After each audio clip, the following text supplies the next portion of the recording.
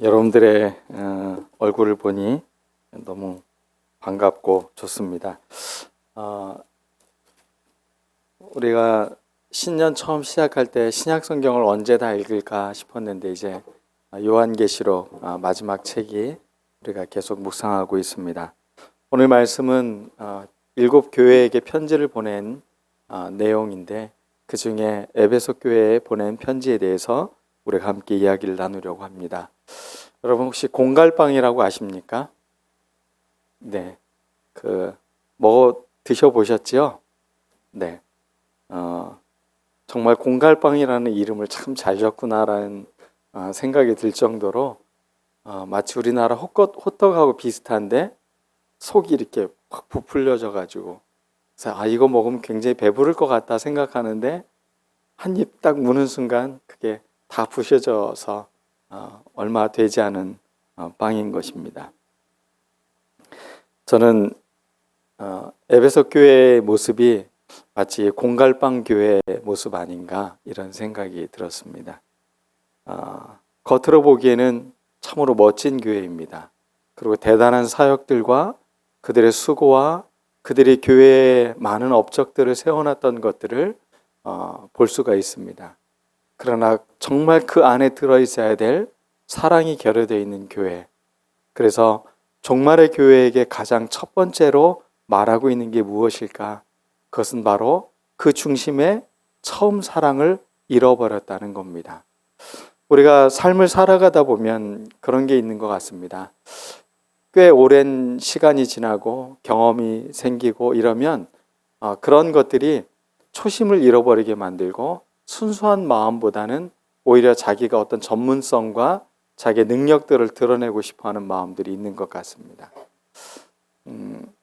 어떤 분이 일을 시키는데 새로운 한 분의 일을 더 이렇게 와서 함께 일을 해야만 일을 끝마칠 수 있어서 한 사람에게 이렇게 전화를 하는 걸 들었습니다. 일을 소개해 주는 분한테 이분이 소개를 받는데 그 내용이 어떤 내용이냐면 바로 이런 내용이었습니다.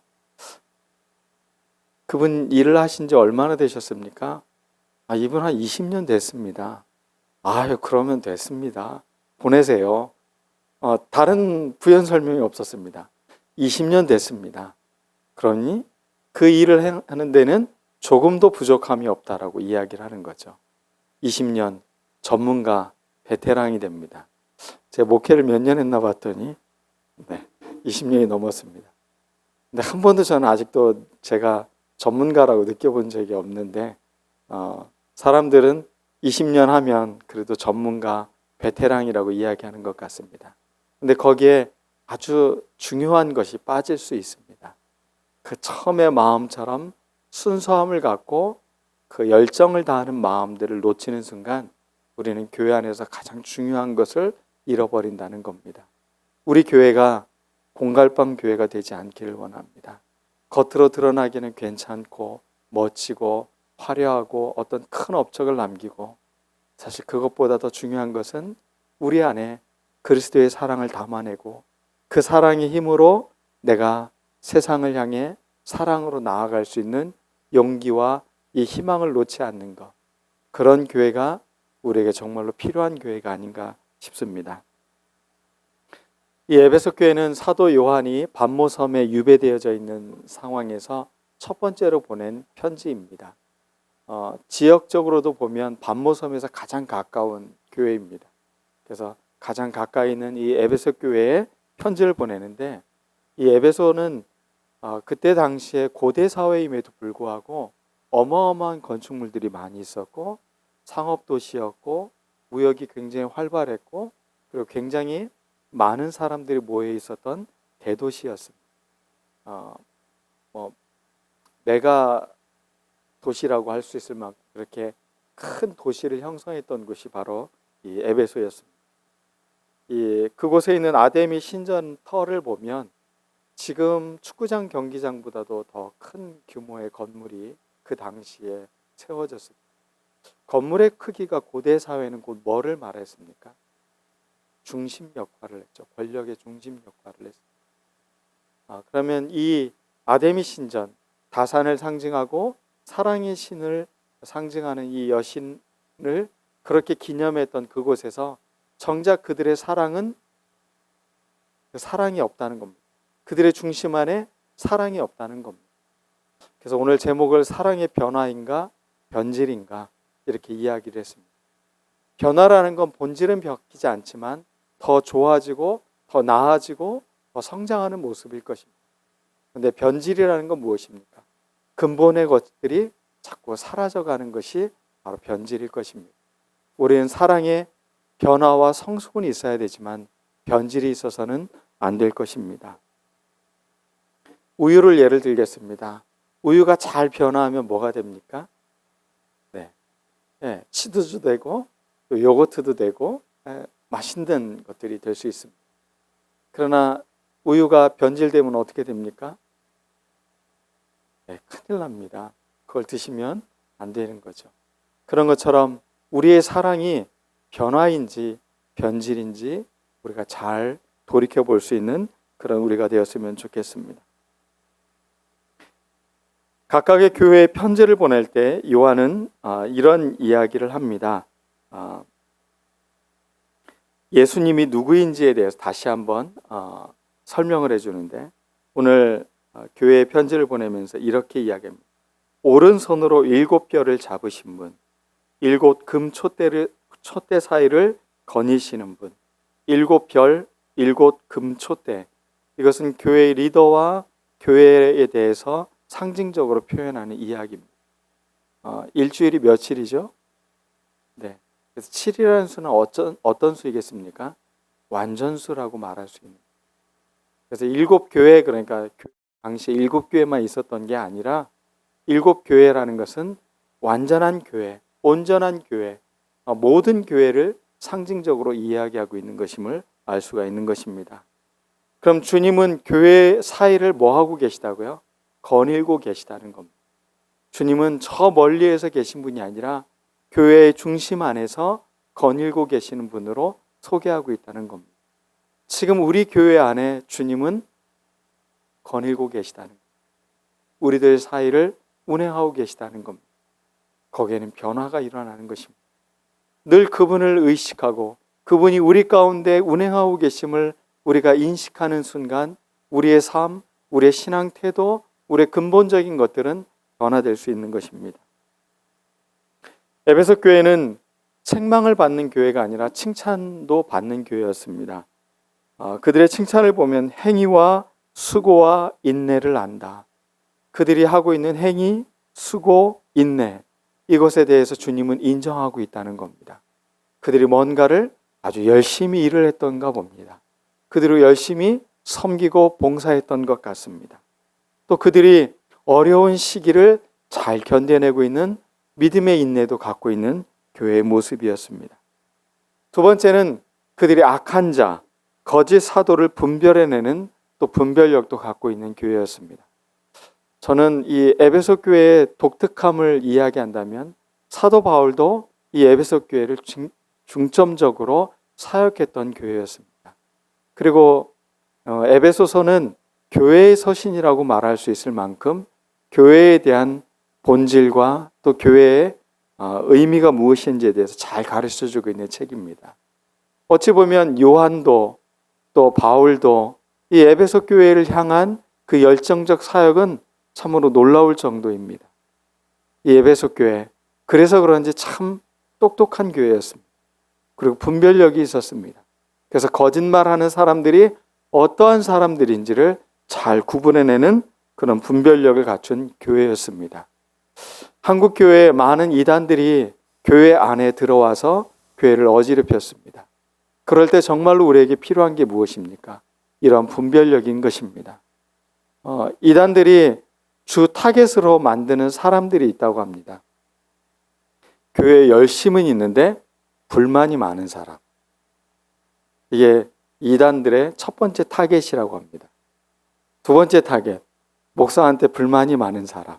네, 여러 가지로 이렇게 나름대로의 타겟을 두고 그들이 이런 일들을 교회를 분열시키고 어렵게 하는데 당시 많은 그 순회 설교가들 또 사역자들이 이 에베소 교회에서 거짓말로 잘못된 것을 가르쳤지만 그 에베소 교회는 그것들을 잘 구분해낼 줄 아는 그런 교회였다는 것입니다. 그 중에 대표적인 사람들이 니골라당입니다. 율법 폐기론자라고 불리는 사람들입니다. 이 니골라라는 말은 그 하층 계급을 정복한다라는 헬라어 의미를 갖고 있다고 합니다. 그러니까 두 개의 단어가 합해져 있는 거죠. 교회 내에는 어떤 특권 계급이 존재할 수 있어서는 안 되는 것이겠죠. 니골라당이 아마 그런 것을 만들었다면 에베소 교회는 그렇게 되지 않도록 그것을 구분해낼 줄 아는 그런 성숙한 모습의 교회임을 알 수가 있습니다. 교회 내에는 목사의 지도력은 있어야 합니다. 그렇지만 성직자와 평신도라는 구분이 있어서는 안 될 것입니다. 여러분, 자꾸 구분하지 마십시오. 어떤 목회자를 이상화하지도 마십시오. 우리는 함께 그리스도를 따라가는 형제된 사람들인 것입니다. 우리가 더 특별한 것도 더 부족한 것도 아니라는 것입니다. 우리는 단지 주님 앞에 함께 가는 그리스도의 사람들로 살아내는 것이라는 것입니다. 물론 교회 안에는 리더십이 반드시 필요합니다. 또 좋은 리더십이 세워져야 되고 좋은 팔로워십이 교회를 또 성장하게 만드는 것입니다. 우리에게 이런 일들이 일어나야 하는 것입니다. 우리 희망교회 안에도 이 니골라당과 같은 것들을 구분해낼 수 있었으면 좋겠습니다. 그리고 성숙한 리더십과 팔로워십이 함께 가는 그런 멋진 우리 교회가 되었으면 좋겠습니다. 그러나 그들에게 해결해야 될 문제가 있었습니다. 그들에게 주님께서는 그 첫 번째 권면을 이렇게 말하고 있습니다. 회개하라. 회개하고 처음 행위를 가지라. 그들은 교회의 빛을 점점 잃어가고 있는데 그것이 무엇이냐? 처음 그들이 가졌던 순수한 마음과 열정, 사랑, 이 마음들이 점점 퇴색하기 시작을 했다는 것입니다.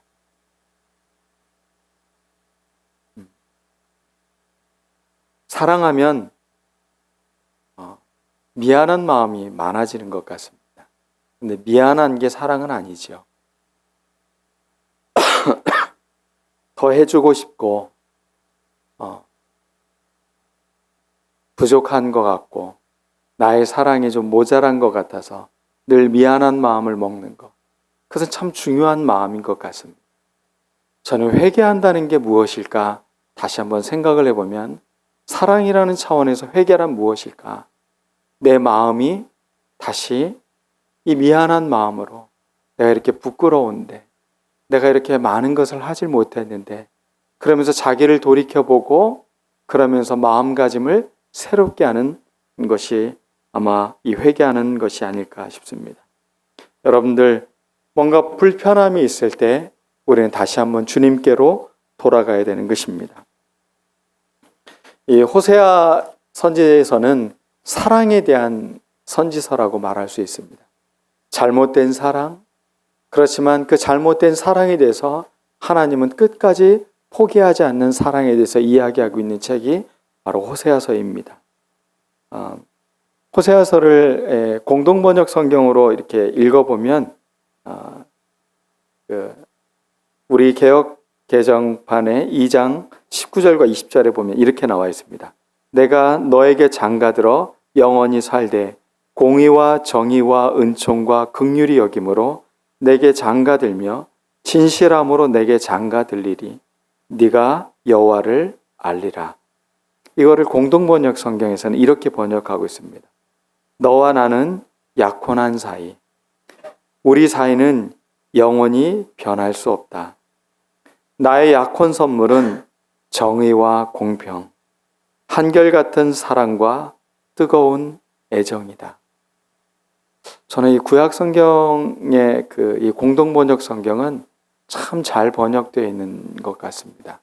이 시적인 운율과 이 원문하고 비교해도 손색이 없을 만큼 그렇게 마음에 잘 와닿게 번역을 해놨습니다. 이 부분, 우리 사이는 영원히 변할 수 없다. 하나님의 사랑은 바로 이것입니다. 변치 않는다는 겁니다. 처음 사랑이 끝까지 계속 가는 것이 바로 하나님 사랑의 특징이라고 이야기하고 있는 것입니다. 그리고 한결같은 사랑, 뜨거운 애정에 대해서 말하고 있습니다. 그러나 에베소 교회에 책망받은 이유가 무엇이었습니까? 그들은 처음 사랑을 잃어버렸다는 것입니다. 처음 행위를 잊어버렸다는 것입니다. 한자어 중에 물망초심, 초심물망불망이라는 말이 있습니다. 초심을 유지하면 절대 일을 망치지 않는다는 말인데 초심을 잃어버리지 말라는 거, 이것에 대해서 이야기할 때 많이 사용하는 말입니다. 가장 퇴색해버리기 쉬운 마음이 바로 이 초심인 것 같습니다. 전문성이 늘어가고 경험이 늘어가고 숙련되면 사람들은 실력과 능력이 출중해지는데 반면에 이 처음의 마음가짐은 잃어버리는 것 같습니다. 닳고 닳는 사람, 교회 성도들의 마음은 이렇게 돼서는 안 될 것 같습니다. 늘 언제나 처음처럼, 그리고 그것이 영원히 변치 않는 그 마음가짐을 잃지 않는 것. 하나님 사랑으로부터 우리가 이 사랑을 배워야 될 것입니다. 여러분의 처음 사랑은 어떠셨습니까?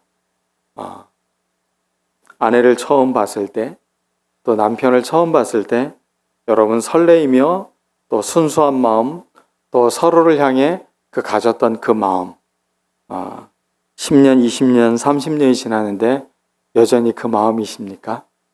네, 대답은 하지 마시기 바랍니다. 네. 오늘 말씀은 우리에게 아주 본질적인 사랑이 없으면 우리가 열정을 내고 우리가 수고하고 노력하는 것이 표류하는 배처럼 그렇게 흔들릴 수밖에 없다는 것입니다. 우리는 중심을 잡아야 되는 것입니다. 그러므로 여러분 회개하십시오. 돌이켜야 됩니다. 주님, 죄송합니다. 제 마음이 너무 퇴색했습니다.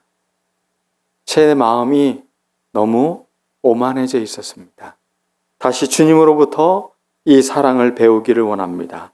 이 마음 자세를 갖고 우리가 사랑의 회복을 할 수 있는 우리들 모두가 되었으면 좋겠습니다. 교회가 열심히 활동을 하고 사역을 하고 많은 업적을 남기면 불만도 늘어가게 되어 있습니다. 그때마다 우리는 이것을 잘 생각해 봐야 되는 것입니다. 열심히 일했던 마르다, 그는 귀한 일을 한 것입니다. 주님을 섬기기 위해서, 제자들을 섬기기 위해서 그는 열심히 수고를 했습니다. 그런데 그의 눈에 들어왔던 것은 이를 돕지 않는 마리아가 눈에 들어왔습니다. 그리고 마리아에 대해서 불평을 합니다. 우리 마음 안에 늘 이 마음이 우리를 힘들게 하지 않나 싶습니다. 네.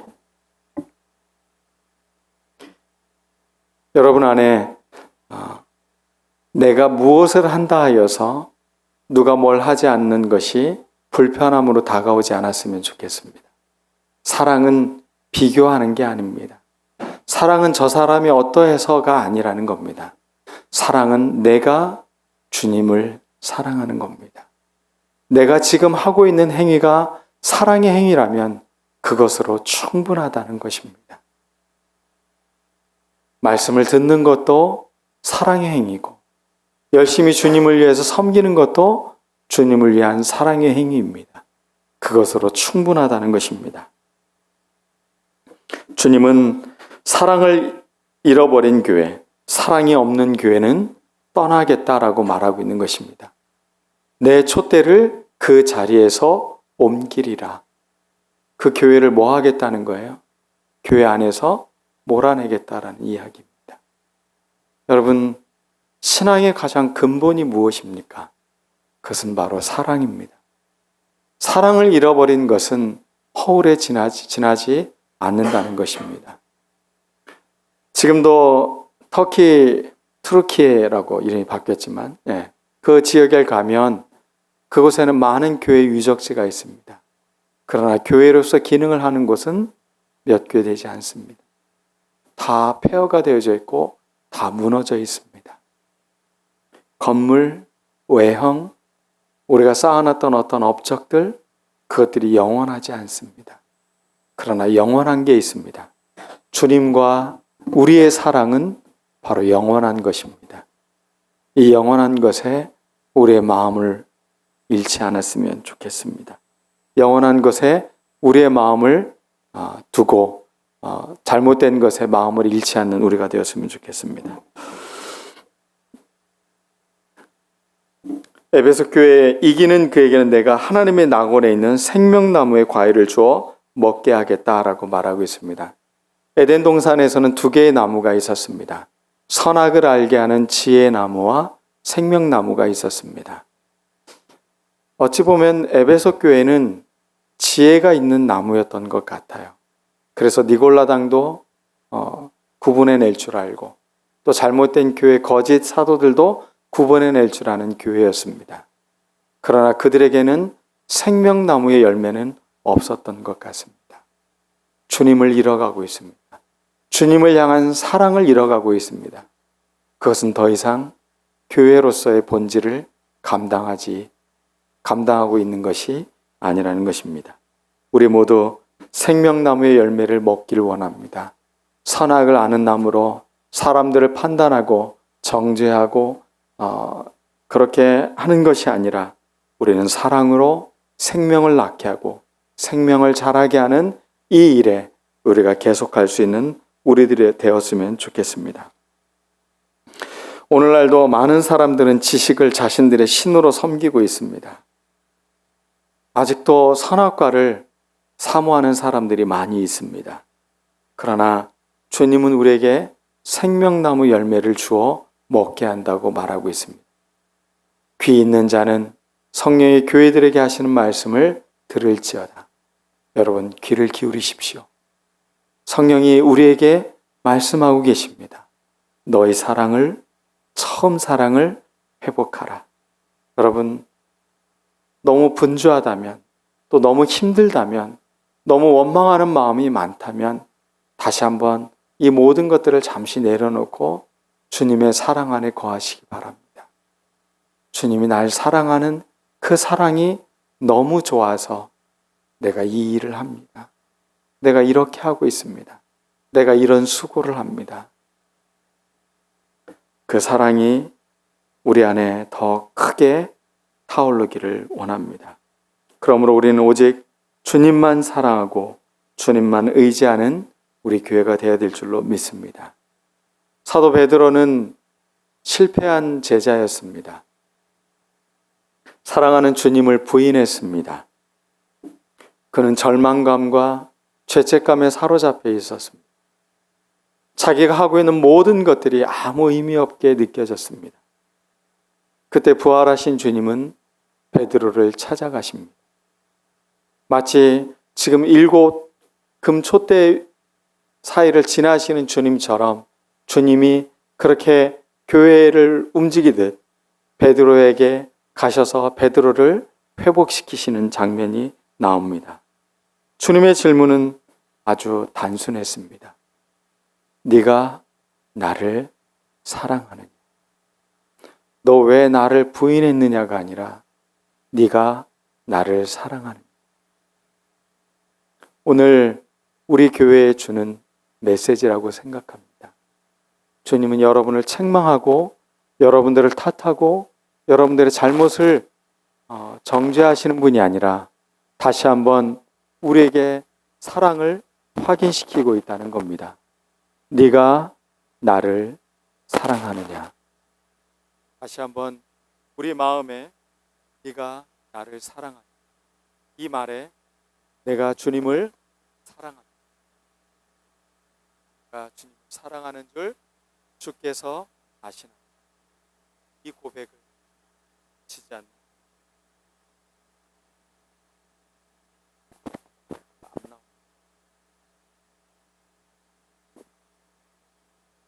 시험